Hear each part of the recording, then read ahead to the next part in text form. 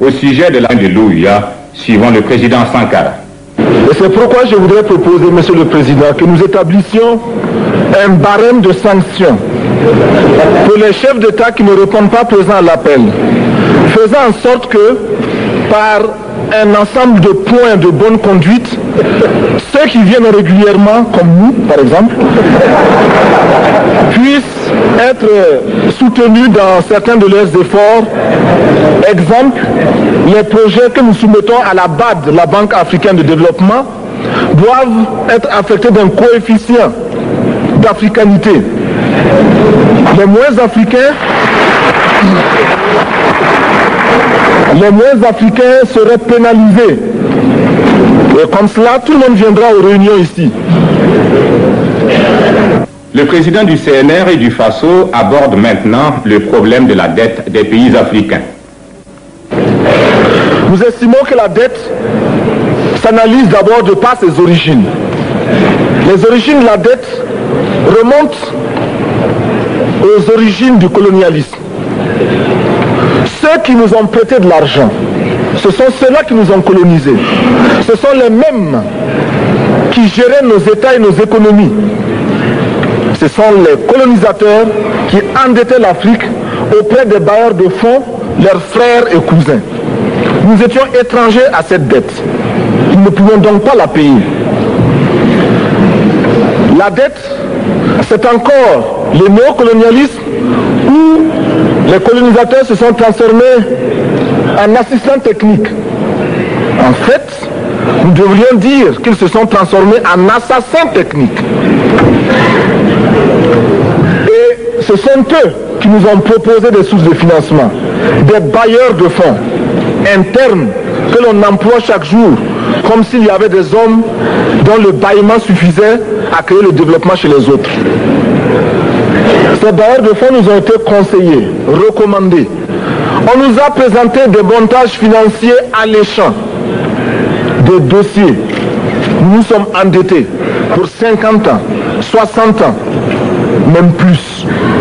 C'est-à-dire que l'on nous a amenés à compromettre le peuple pendant 50 ans et plus. Mais la dette, c'est sa forme actuelle. Contrôlée, dominée par l'impérialisme. Une reconquête savamment organisée pour que l'Afrique, sa croissance, son développement obéissent à des paliers, à des normes qui nous sont totalement étrangères, faisant en sorte que chacun de nous devienne l'esclave financier, c'est-à-dire l'esclave tout court, de ceux qui ont eu l'opportunité, la ruse, la fourberie de placer les fonds chez nous avec l'obligation de rembourser. On nous dit de rembourser la dette. Ce n'est pas une question morale. Ce n'est pas une question de ce prétendu honneur que de rembourser ou de ne pas rembourser. Monsieur le Président, nous avons écouté et applaudi le Premier ministre de Norvège lorsqu'elle est intervenue ici même. Elle a dit, elle qui est européenne, que toute la dette ne peut pas être remboursée. La dette ne peut pas être remboursée. La dette ne peut pas être remboursée parce que, d'abord, si nous ne payons pas, nos bailleurs de fonds ne mourront pas. Soyons-en sûrs. Par contre, si nous payons, c'est nous qui allons mourir. Soyons-en sûrs également. Ceux qui nous ont amenés, ceux qui nous ont conduits à l'endettement, ont joué comme dans un casino. Tant qu'ils gagnaient, il y avait plein de débats. Maintenant qu'ils ont perdu au jeu, ils nous exigent le remboursement. Et l'on parle de crise. Non, Monsieur le Président, ils ont joué, ils ont perdu, c'est la règle du jeu. La vie continue.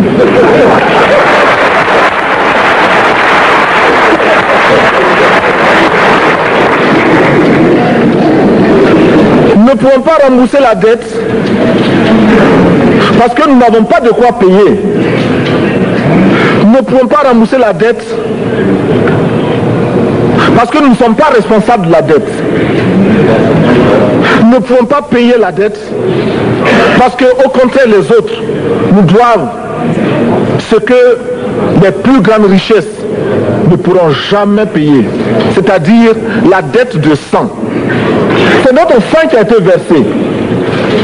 On parle du plan Marshall qui a refait l'Europe économique, mais on ne parle jamais du plan africain qui a permis à l'Europe de faire face aux hordes hitlériennes lorsque leur économie était menacée, leur stabilité était menacée. Qui a sauvé l'Europe? C'est l'Afrique. On en parle très peu. On en parle si peu que nous ne pouvons pas, nous, être complices de ce silence ingrat. Si les autres ne peuvent pas chanter nos louanges, nous avons au moins le devoir de dire que nos pères furent courageux et que nos anciens combattants ont sauvé l'Europe et finalement ont permis au monde de se débarrasser du nazisme. La dette,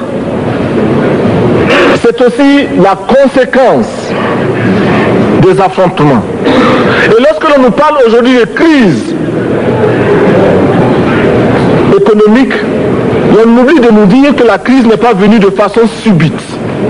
La crise existe du tout temps. Et elle ira en s'aggravant chaque fois que les masses populaires seront de plus en plus conscientes de leurs droits face aux exploiteurs. Il y a crise aujourd'hui parce que les masses refusent que les richesses soient concentrées entre les mains de quelques individus. Il y a crise parce que quelques individus déposent dans des banques à l'étranger des sommes colossales qui suffiraient à développer l'Afrique.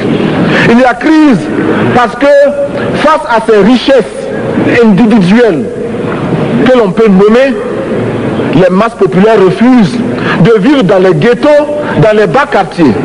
Il y a crise parce que les peuples partout refusent d'être dans Soweto face à Johannesburg.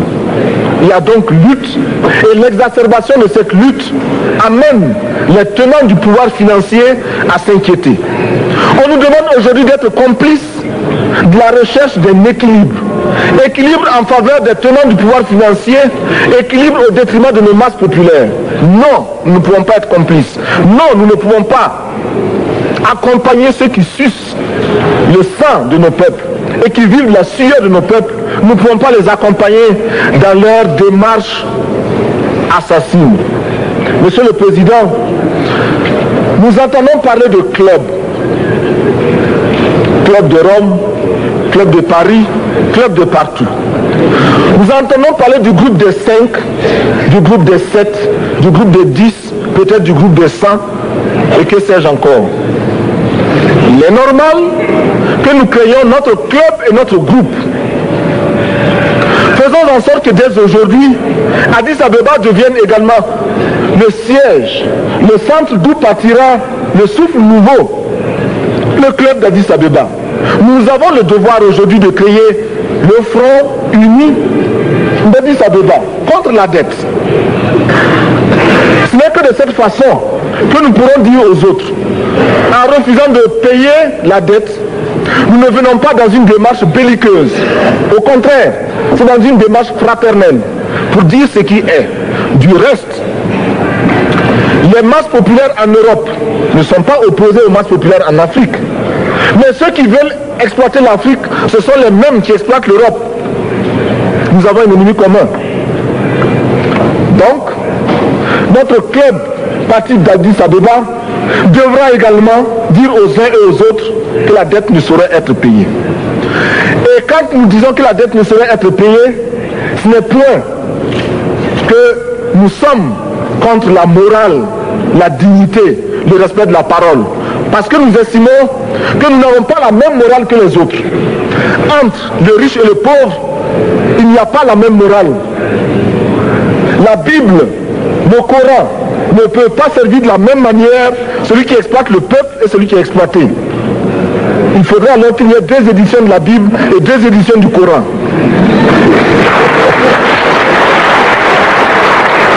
Nous ne pouvons pas accepter qu'on nous parle de dignité. Nous ne pouvons pas accepter que l'on nous parle de mérite de ceux qui payent et de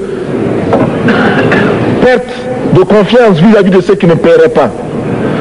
Nous devons au contraire dire que c'est normal aujourd'hui. Nous devons au contraire reconnaître que les plus grands voleurs sont les plus riches. Un pauvre, quand il vole, ne commet qu'un larcin ou une peccadille, tout juste pour survivre par nécessité. Les riches, ce sont eux qui volent le fisc, les douanes et qui exploitent le peuple. Monsieur le Président, ma proposition ne vise pas simplement à provoquer ou à faire du spectacle. Je voudrais dire ce que chacun de nous pense et souhaite. Qui ici ne souhaite pas que la dette soit purement et simplement effacée? Celui qui ne le souhaite pas, il peut sortir, prendre son avion et aller tout de suite à la Banque mondiale payer. Tous nous souhaitons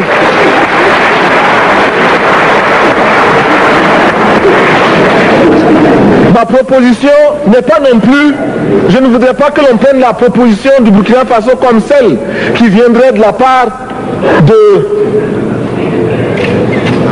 de jeunes sans maturité, sans expérience. Je ne voudrais pas non plus que l'on pense qu'il n'y a que les révolutionnaires à parler de cette façon. Je voudrais que l'on admette que c'est simplement l'objectivité et l'obligation. Et je peux citer dans les exemples de ceux qui ont dit de ne pas payer la dette, des révolutionnaires comme des non-révolutionnaires, des jeunes comme des vieux.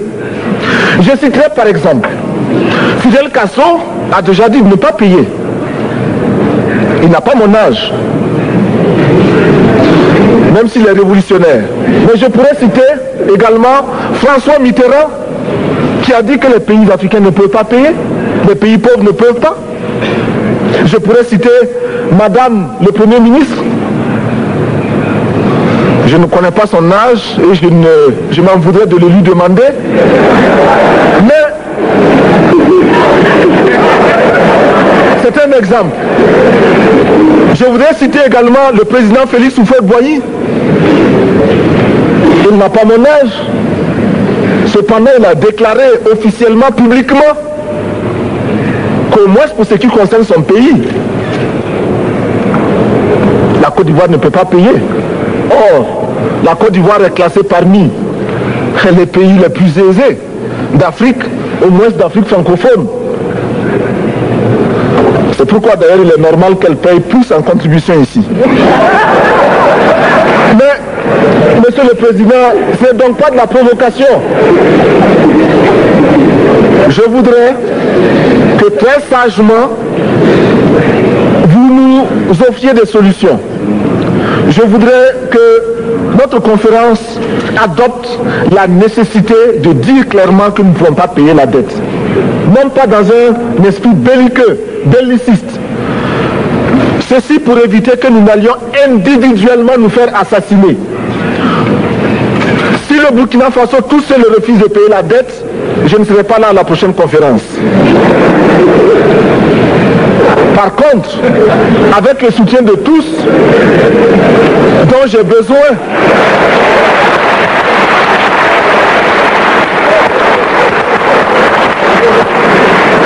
avec le soutien de tous, nous pourrons éviter de payer. Et en évitant de payer, nous pourrons à notre développement. Et je voudrais terminer en disant, chaque fois qu'un pays africain achète une arme, c'est contre un Africain. Ce n'est pas contre un Européen. Ce n'est pas contre un Asiatique. C'est contre un Africain. Par conséquent, nous devons également, dans la lancée de la résolution de la question de la dette, trouver une solution au problème de l'armement. Je suis militaire et je porte une arme. Mais Monsieur le Président, je voudrais que nous nous désarmions. Parce que moi, je porte l'unique arme que je possède et d'autres ont camouflé les armes qu'ils ont.